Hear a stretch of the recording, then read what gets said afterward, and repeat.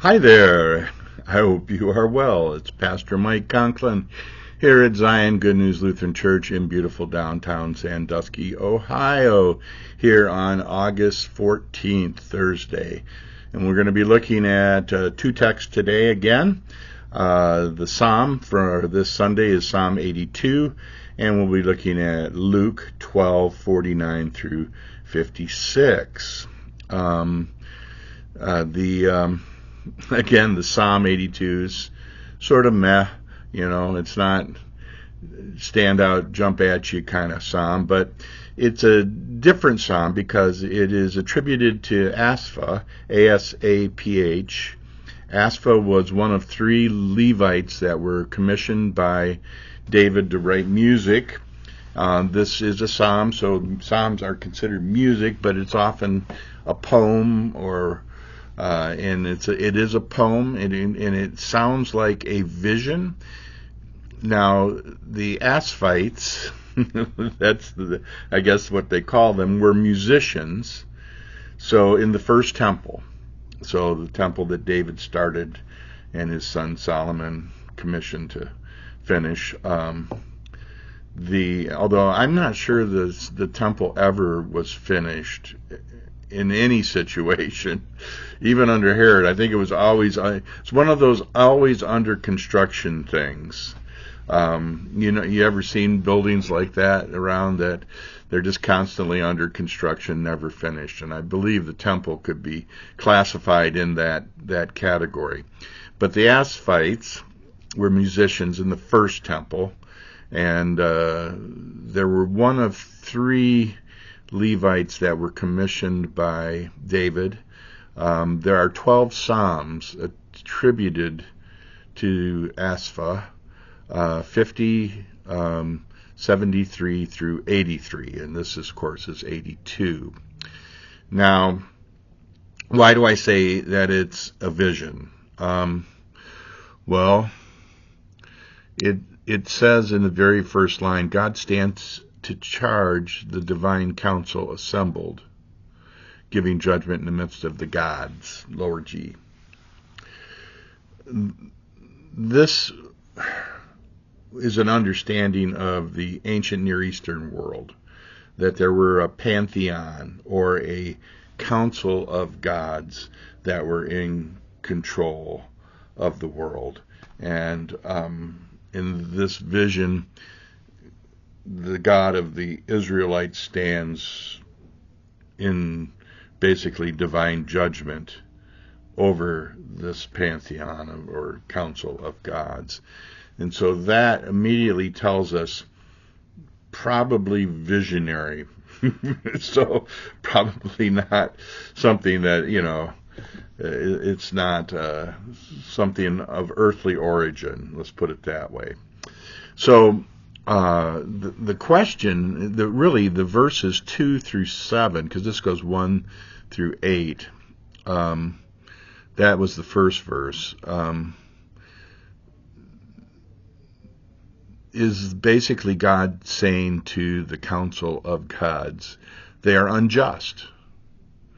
And they basically are not really, because they're all pagan gods, God's judgment is going to be against them, which makes sense.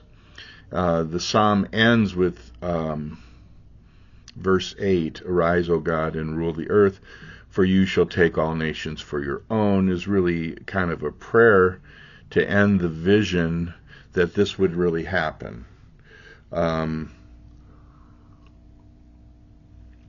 So we have this opening line, kind of setting the stage that there is this vision, or at least in the Middle East, of all these gods, and then that they're unjust, this section about how unjust they are, and then a prayer at the end saying that this would come to pass. Now, it's not like we haven't heard about pantheons or bunch of gods. The Canaanites had many household gods, and if you remember some of the stories of the Exodus, where the people had gone to Egypt, and Egypt had a household of gods too, a bunch of pantheons of gods. And so to have a council of gods is not that unusual. And what would happen is, in ancient Israel, the Israelites being cohabiting with these people in the same area would pick up pagan tendencies and pagan ways of worship. We often hear of Baal, Baal, which was a Canaanite god. And we hear a lot of stories about household gods. Abraham, when he comes from Babylon, has a bunch of household gods that basically he's told to get rid of. Houses would have gods on the shelf lined up, little statuesque of them, and they would pray to them for certain things: fertility, for harvest, for good weather, for prosperity. I mean, there's were gods for everything, and this is the setting that Israel finds itself in, because remember, Judaism, Christianity is monotheistic, meaning one God. We only have one God. We don't have a council of gods. We don't have a pantheon of gods. We have one God. And so that in a lot of times people, at least historians and biblical scholars, think Moses was very key and instrumental in introducing the monotheistic religion.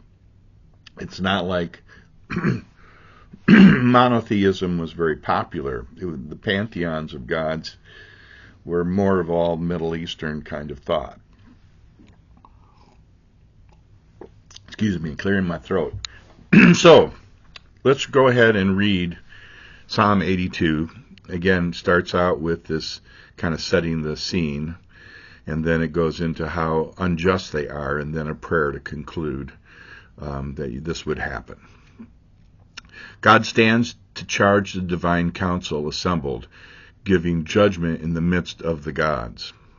Scene set. How long will you judge unjustly and show favor to the wicked? Save the weak and the orphan, defend the humble and the needy, rescue the weak and the poor, deliver them from the power of the wicked. They do not know, neither do they understand. They wander about in darkness.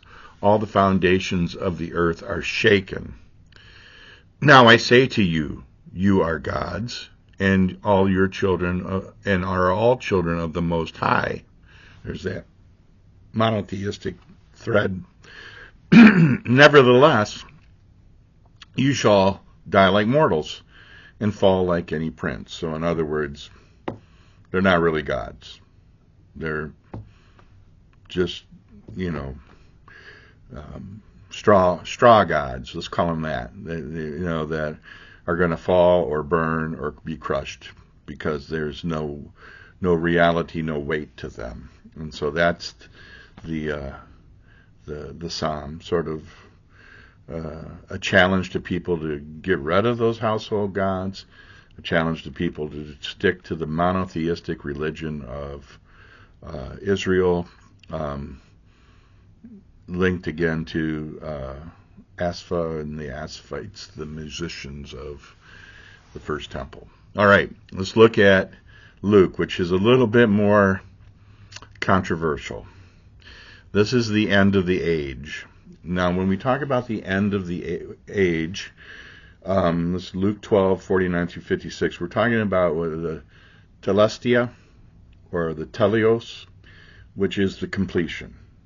When heaven and earth are one, the new heaven, new earth, new Jerusalem, everything kind of comes together finally. Heaven and earth are coming together to be one. We don't go flying off somewhere to heaven. When we die, we're actually waiting for heaven to come on earth. We're in the Lord's Prayer, thy will be done on earth as it is in heaven. So that's our prayer, that it's coming. So there is obviously another theme of judgment in this. I have come to cast fire on the earth. Jesus says that. And I wish it were already ablaze. Woo, something bad's coming. You can just tell. Well, what's he talking about? I wish it were already ablaze. I wish I'd already gone through the cross. I wish I was already on the other side of the cross, but I'm not there yet. There's still this judgment that has to happen, and the judgment is the cross. And this is something that I think a lot of Christians and people don't consider. The cross was the judgment, and Jesus paid the price for all of us, not as a substitute, but as a sacrifice.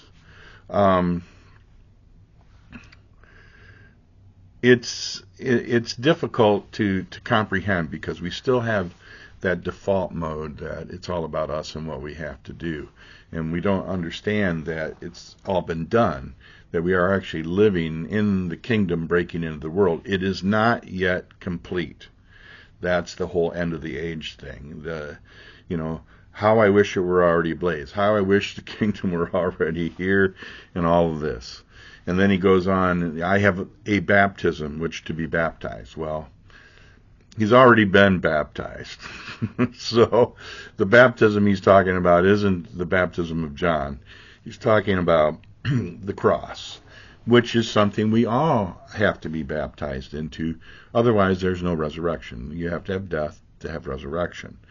And I know that people don't understand that. I mean, that's, I use phrases like come to Zion and die, and people, I hate that phrase. That's so negative.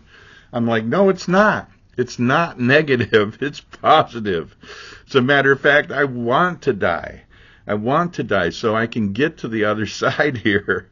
It's not a negative thing, and yet we turn it into a negative thing, and our culture turns it into a negative thing, because when we hear that, we go, oh, it's some kind of cult, or it's some kind of offshoot. It's not. It is the way it works. God works through death and resurrection. Look at Genesis 3, the fall, and then he takes care of them. Look at the Tower of Babel, the fall, and then he takes care of them.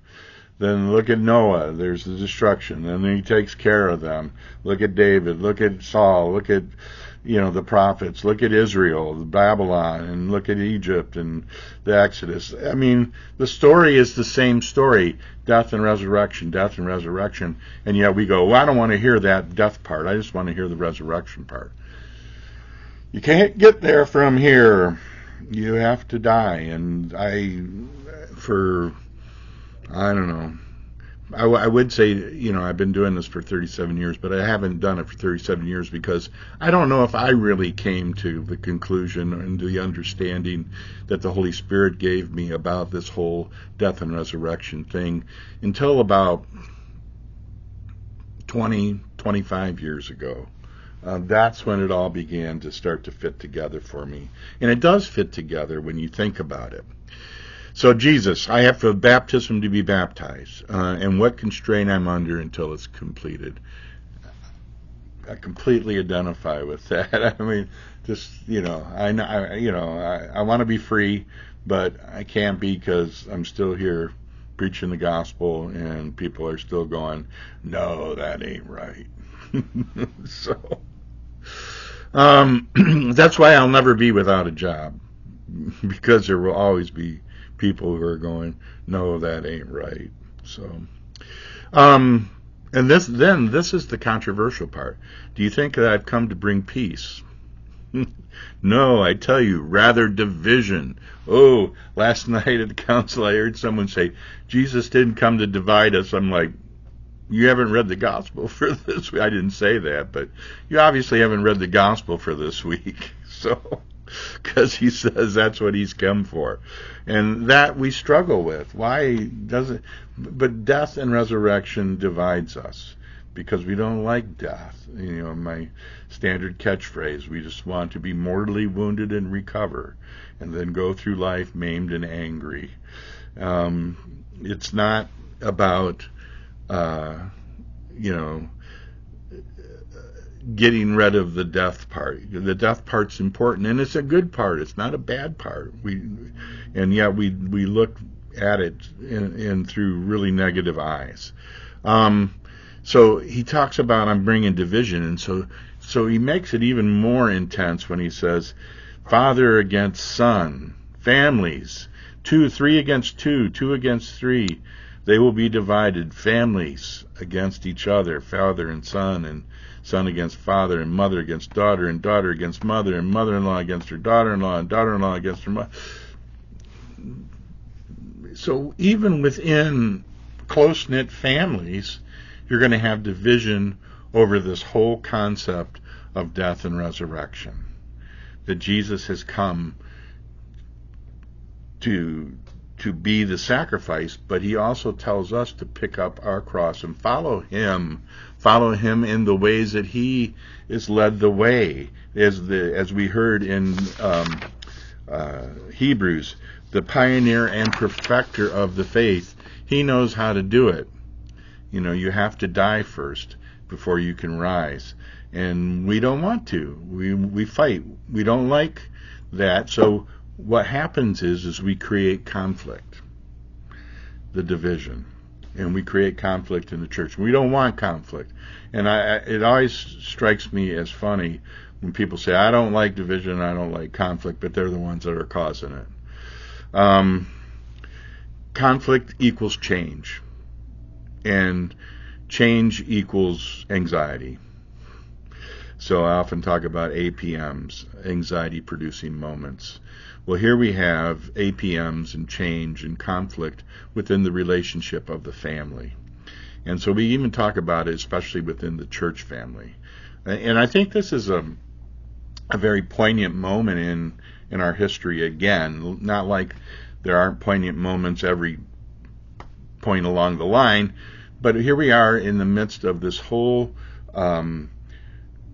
Christian nationalistic movement that we see going on in the country, and then the sort of the mainline theology that has always been in the church.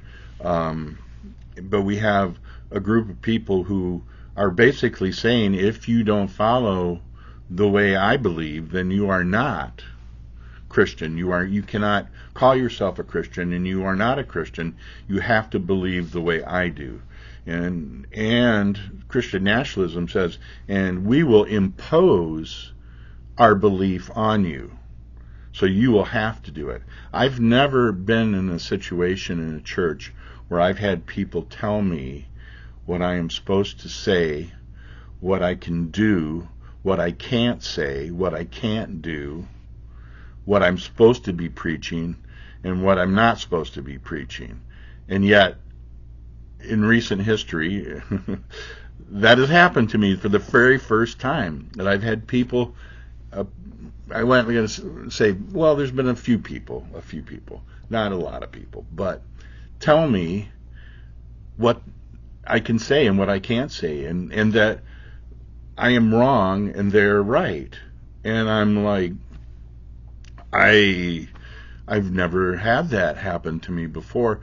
And why do they think they're right? Well, that's part of Christian nationalism, is this very entrenched belief system that they have, trying to equate everything with Christianity. And you get literalism in the Bible, fundamentalistic evangelicalism, that, it used to be evangelical meant something very positive. Nowadays, I'm not so sure evangelical is more of a political designation than it is a religious designation. And of course, the people who are on Christian nationalist side and evangelical side are the ones accusing the other church of being political and partisan and secular, when the real, it's like kids getting together and saying, how does that go? No, you're wrong. No, you're wrong. No, you're wrong. No, you're wrong. You're wrong. Yeah, 1,000 times, you're 1,000 times wrong. Well, you're infinity wrong. And it's like this stupid conversation that goes absolutely nowhere, because both sides are completely dug in to their position, and they're not going to listen to it. And what happens is when you start accusing and jumping on people that they don't believe the way you do, and if they don't believe the way you do, then they're wrong, that's when they shut down. That's the thing with me. A lot of times people think it's just, the way the church operates. But what I hear is people attacking me theologically, and I'm like, wait a minute. I pride myself on my theology. I study theology. I've been to seminary. I talk to other pastors. I am not trying to lead anyone astray. I love you. What makes you think that what I'm saying is wrong? And because, well, I've never heard it that way before, or I've never understood that. And I said, well, I'm sorry. I'm trying to help. I'm trying to give you another perspective. Division, conflict. Perfect example of what's going on in our country politically even. It's part of the human condition.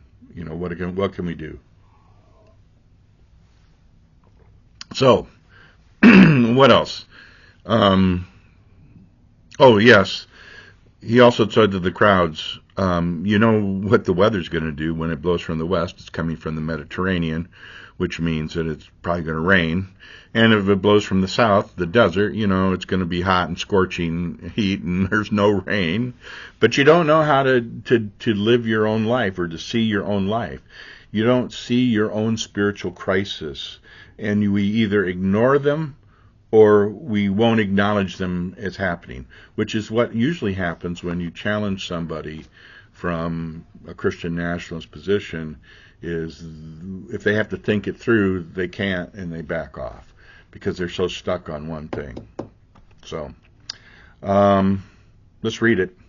Jesus said, I have come to cast fire upon the earth, and how I wish it were already ablaze. I have a baptism with which to be baptized, and what constraint I am under until it's completed. Do you think I've come to bring peace to the earth? No, I tell you, but rather division. From now on, 5 in one household will be divided, 3 against 2, 2 against 3. They will be divided, father against son, son against father, mother against daughter, daughter against mother, mother-in-law against daughter-in-law, daughter-in-law against mother-in-law. And he also said to the crowds, when you see a cloud rising in the west, you immediately say it's going to rain. And so it happens.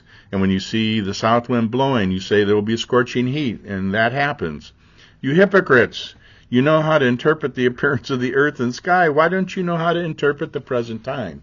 How do you not know how to interpret your own spiritual life and where you are?